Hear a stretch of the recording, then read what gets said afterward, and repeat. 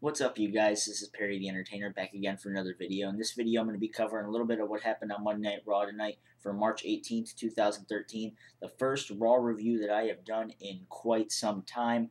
But before I get started with this video, I do want to give a special shout out to people. Hold on, I have the names right here. Finally, I'm actually prepared for this take. Double X Angel 888 Double X and Alex. Hold on. Sorry. Alex 570608.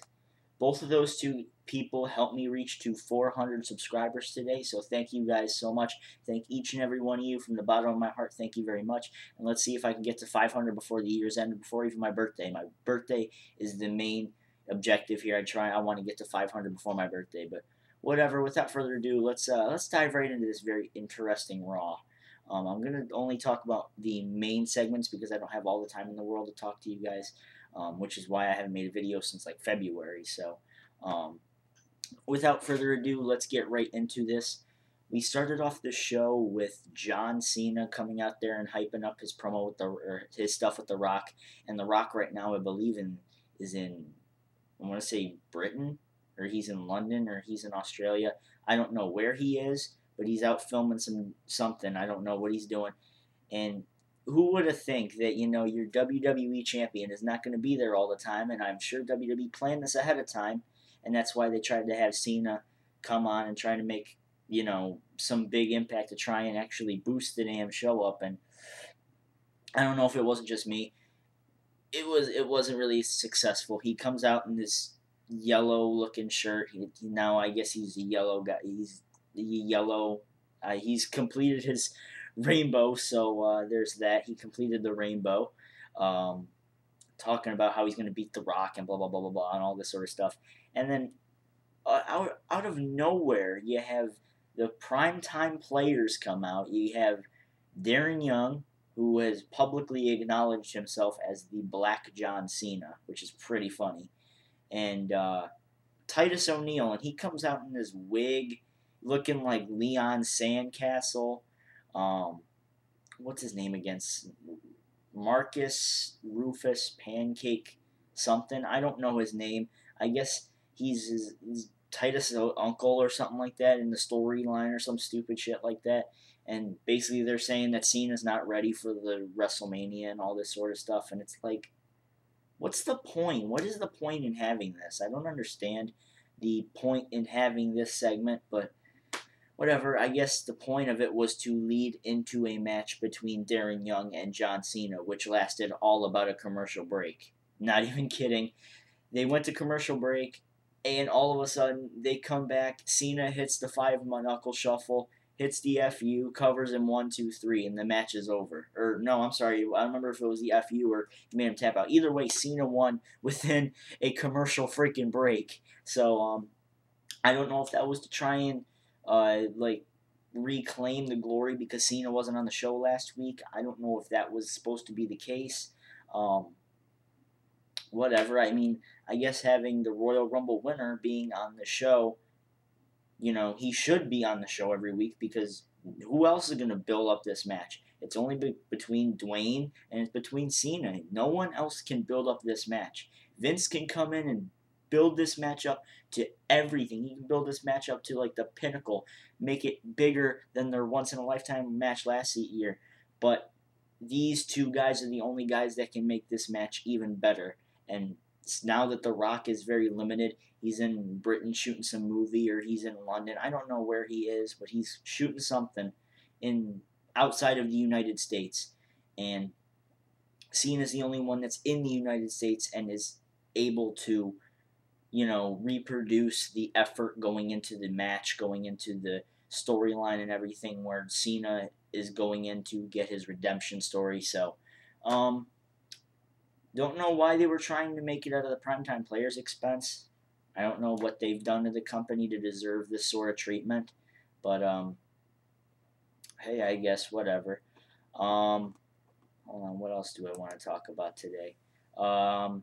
I want to hold off on the Undertaker segment, and that's if I have to, because I don't know if I have to talk about the Undertaker. Well, I am going to talk about the Undertaker segment. Undertaker came back, I guess, today. I guess it's came back, even though he's been back for like 3 weeks now. He came back, said that Punk, he he dug himself a deeper grave, which is, I don't know how the hell you can't get worse from that, from stealing a damn urn last week, knocking it over your brother's head, and then ending the show with you going like this. Paul Heyman's holding the damn urn up. He's holding it up and shit, and you have Punk going like this. It's like, I guess that's not disrespectful at all, but what he did today was completely disrespectful. It was completely out of the way, but he started mocking Paul Heyman's voice. He's like, oh, doing the high pitched voice like Paul Bearer, excuse me, Paul Bearer used to do.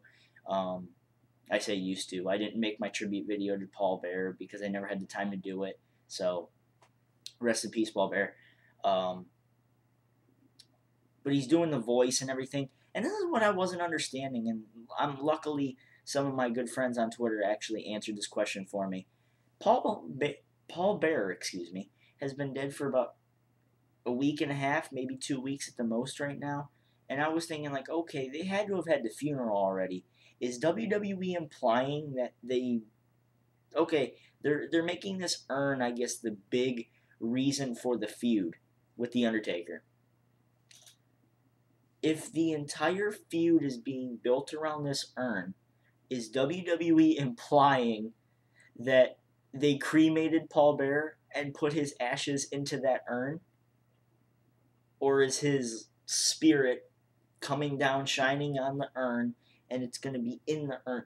Either way, this urn is supposed to represent Paul Bearer. It's not supposed to just be an object to add on to it. It's supposed to apparently be like Paul Bearer. It's supposed to get his, like his spirit into this, and that's why we 100% already know that Undertaker's going to win at the WrestleMania, because first of all, there's no absolute reason as to why Punk should win, and come on, he's going to do it for his former manager. It's pretty obvious now. It's pretty 100% obvious, but they got to make Punk look good anyway, in order to make this viable. Anyway, Punk, he delivered like a little promo thing. They were hyping this up the entire night too. They hyped this up for about the first hour of the show, and it was only like an 8.5-minute segment.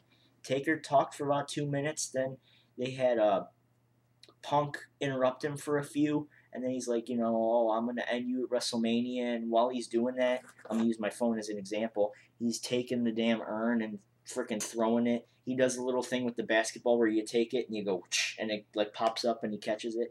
He was doing that a few times, and then he just drops it.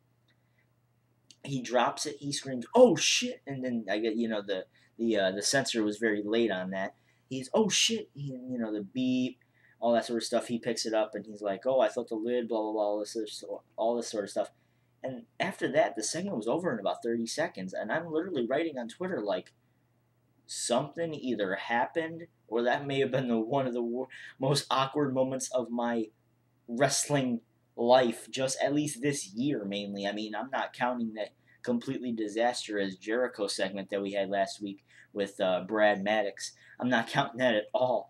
But this week for Punk was kind of a setback, and the only reason I say that was because I still don't like how they're using the Paul Bearer, his real life death, to add fuel to this feud. I'm not a big fan of it, but I guess since it's Undertaker, I guess WWE thinks it's okay or something. I don't know. I don't know what the deal is with that, but hey, I'm still looking forward to the match. I'm still looking forward to Taker and Punk at Mania.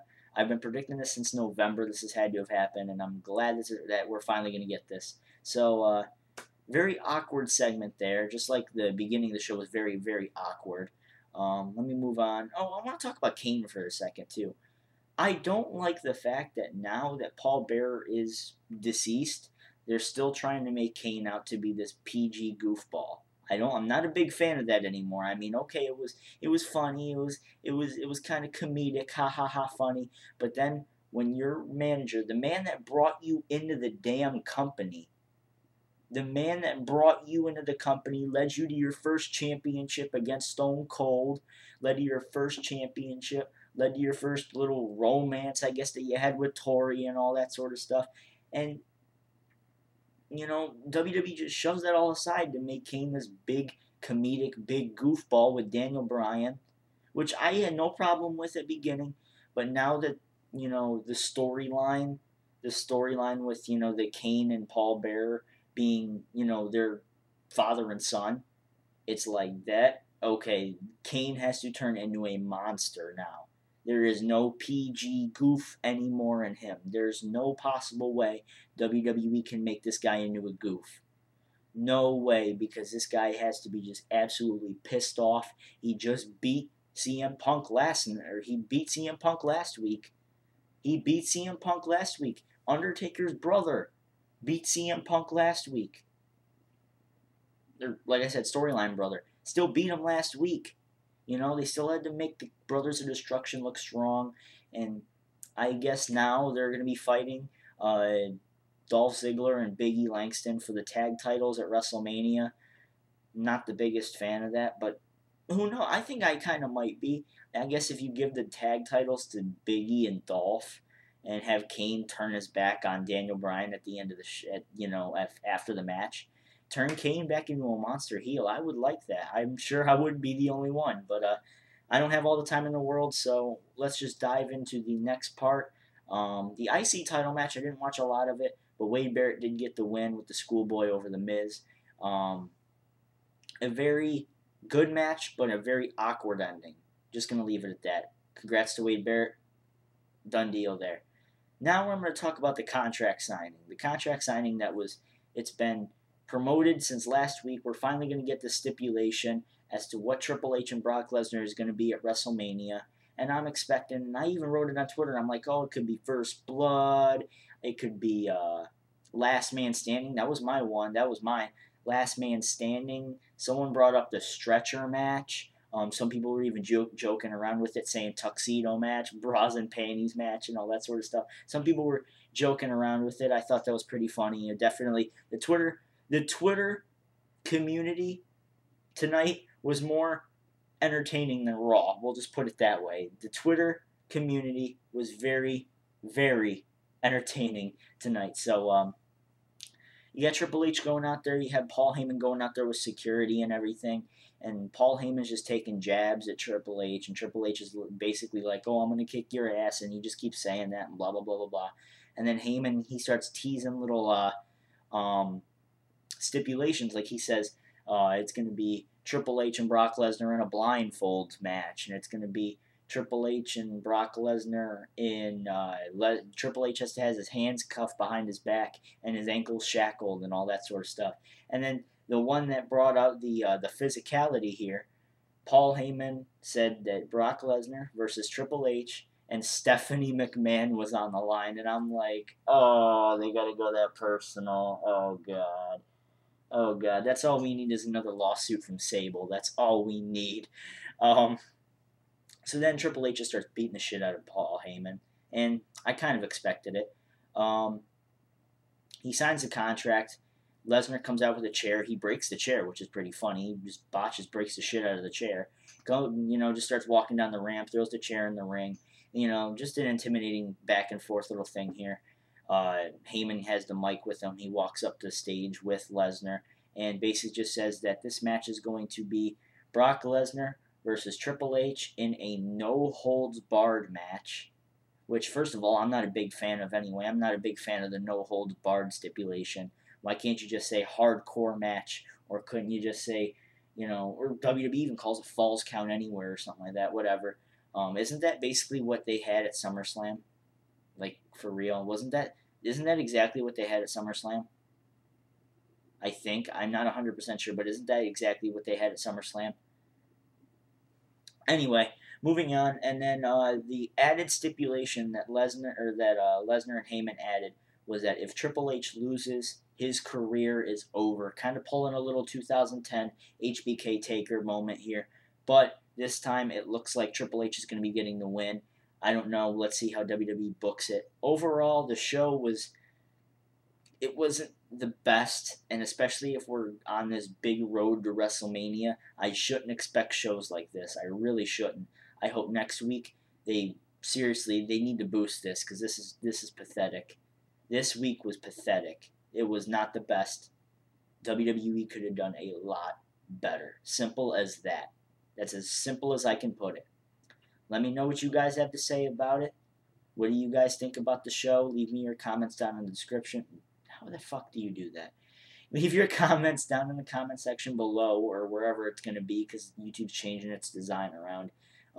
Expect a few more videos. I'm not 100% sure when I'm going to be posting them. I do have spring break next week, so I do need something to do. And, oh, video camera, computer. Oh. So, yeah, definitely leave me some recommendations, too, as to what you guys want to see out of this channel. I do want to make a lot more historic videos, but since I'm not very historically accurate on the years, I just know what happened. I can't recall what years, but I can, I do recommendations. So that's about it for me today, at least for right now. Let me know what you guys have to say about Raw, and I'm out. Perry the Entertainer signing out. Peace. See if my mouse is on this time. Peace.